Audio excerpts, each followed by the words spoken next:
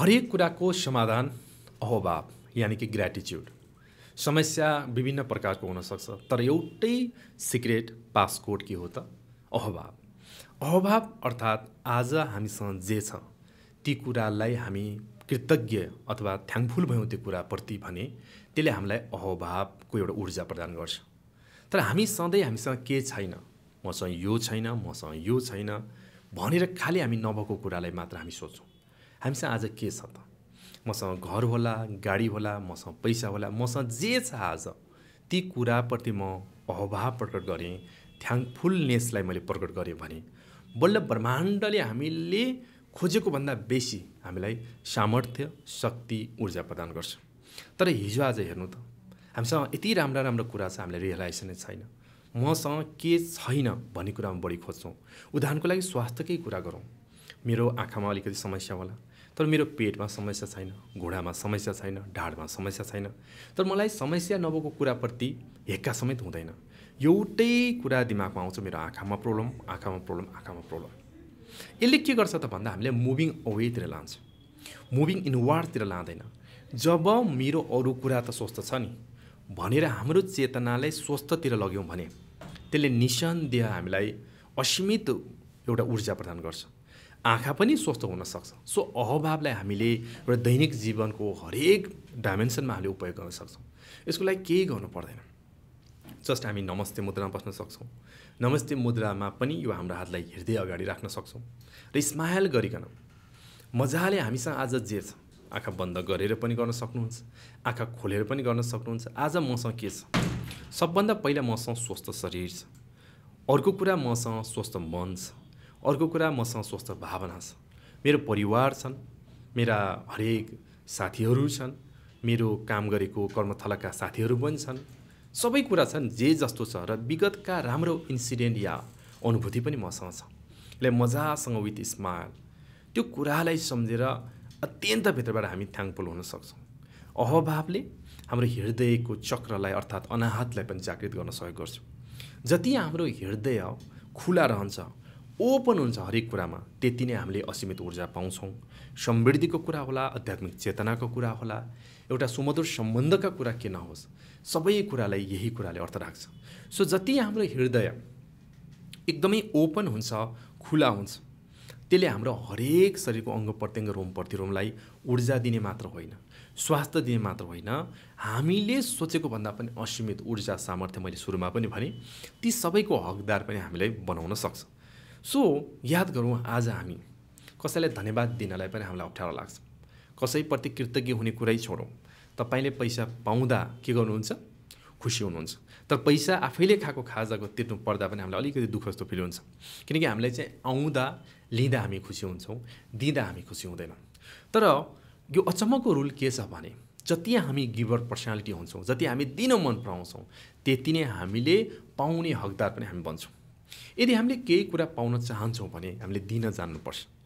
दिन खोज्ने giver personality हामीसँग जति धेरै छ, हामीले स्वास्थ्य, समृद्धि, सकारात्मक चिन्तन, सारा कुराको हकदार हामी हुन्छौँ।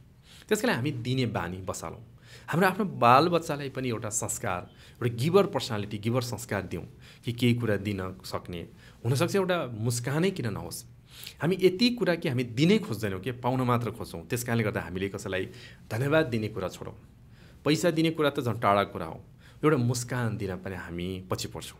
सो हामी आजबाट भनौँ न, एउटा यदि अहोभावको प्र्याक्टिस गर्ने हो भने कमसेकम एउटा मुस्कानबाट सम्बन्धलाई सुरुवात गरौँ।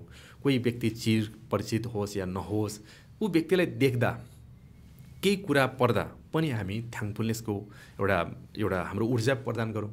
मुस्कान एउटा यस्तो दिव्य औषधि हो जसले कोही चिन्नै पर्दैन, सबैलाई एकरूपतामा ल्याउन, जोड्न सहयोग गर्छ।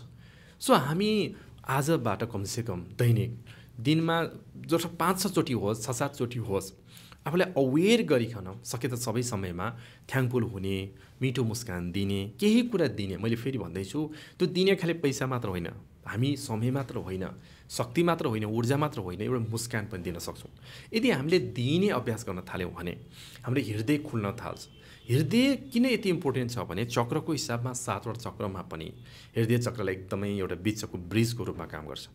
त 3वटा लोयर कन्सियसनेसको चक्र, तीनटा हायर चक्रको कन्सियसनेसको चक्र, बिचमा ब्रिजको रूपमा पुलको रूपमा हृदय चक्रले काम गर्छ। सो हृदय अङ्गको हिसाबले पनि महत्त्वपूर्ण हो। इभन हामी ताओइजमको अनुसारले चिगङको अभ्यासको कुराबाट हेर्ने हो भने पनि यो हृदय एकदमै अर्थपूर्ण छ। त्यसकारण यो हार्ट मेरिडियनलाई पनि अर्थपूर्ण रूपमा लिन्छ। सो हृदयलाई जति हामी खुला बनाउँछौँ, जति हामी यसलाई अझ फैलावटमा लान्छौँ, त्यति नै हरेक कुरा प्राप्त गर्न सक्छौँ। पहिलो कुरा त स्वास्थ्य, अर्को कुरा त हाम्रो मस्तिष्क र हृदय बिचको कोहेरेन्स पनि सुसङ्गत पनि हुनसक्छ। त्यो सँगसँगै हामीले हरेक कुरा चाहिँ हृदयसँग जोडिएर आउँछौँ। त्यस कारणले माई डियर फ्रेन्ड्स, यदि तपाईँ कुनै पनि इमोसनल इस्युजमा हुनुहुन्छ, कुनै पनि साइकोलोजिकल इस्युजमा हुनुहुन्छ भने यहाँको हृदयमा इमोसनल पोइजन यानि कि भावनात्मक विषहरू सङ्ग्रहित भएको छ, बुझ्नुपर्छ। सो त्यो सङ्ग्रहलाई हामीले हटाउने एउटै उपाय छ अहभाव। जे कुरामा पनि थ्याङ्कफुल हुने। आज हामीले सोचेको जस्तो कुरा नहोला, के थाहा ब्रह्माण्डले हामीले सोचेको भन्दा विराट कुरा पो दिँदैछ कि।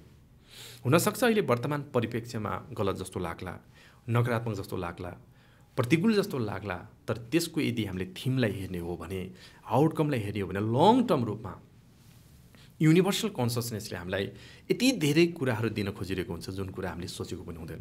किनकि हामीसँग यति लिमिटेड बिलिभ्सहरू छन्, हामीले हाम्रो आइडेन्टिटीलाई एकदमै साँगुरो बनाइसकेको छौँ। त्यसकारण हामी ब्रह्माण्डीय विललाई बुझ्नै सक्दैनौँ। त्यसकारण यदि आजैबाट हामी सानो सानो कुराप्रति, तपाईँलाई पानी खान मन लाग्यो, पानी आयो, पानीप्रति थ्याङ्कफुल हुने, दिने मान्छेप्रति थ्याङ्कफुल हुने, भोक लागेको बेला मिठो चिया नै तपाईँको हातमा आयो भने त्यो चियाप्रति र ल्याइदिने मान्छेप्रति पनि हामी थ्याङ्कफुल हुन सक्छौँ। सो यो सानो सानो कुराबाट आज सुरु गर्न सक्छौँ। आज तपाईँले चिसो भइरहेको थियो, मजाको घाम फिल भयो, घामप्रति पनि थ्याङ्क यू दिन सक्छौँ। हामी यस्तो कुरा छैन जहाँनिर हामीले अहभावलाई जोड्न सक्दैनौँ। माई डियर फ्रेन्ड्स, बिहान उठ्न साथ आज हामी जीवित भयौँ, त्यही कुराप्रति पनि अहभाव प्रकट गर्न सक्छौँ। राति सुत्ने बेलामा दिनभरि कति हाम्रा अनुभवहरू सँगाल्यौँ, त्यही कुराप्रति पनि अहभाव प्रकट गर्न सक्छौँ। सो अहभाव प्रकट गर्ने एउटा शैली जीवनको हरेक अवयवलाई राम्रो बनाउने एउटा ठुलो पाटो हो। यो आफूले पनि गरौँ, आफ्नो परिवारहरू, बेसिकली अझ सानसानो बच्चाहरूलाई कन्सियस प्यारेन्टिङको सवालमा स्माइल प्यारेन्टिङ अथवा गिभर पर्सनालिटीका कुराहरू हामी सिकाउँ। पक्कै पनि यसले जीवनमा दिव्य कुराहरू ल्याउँछ।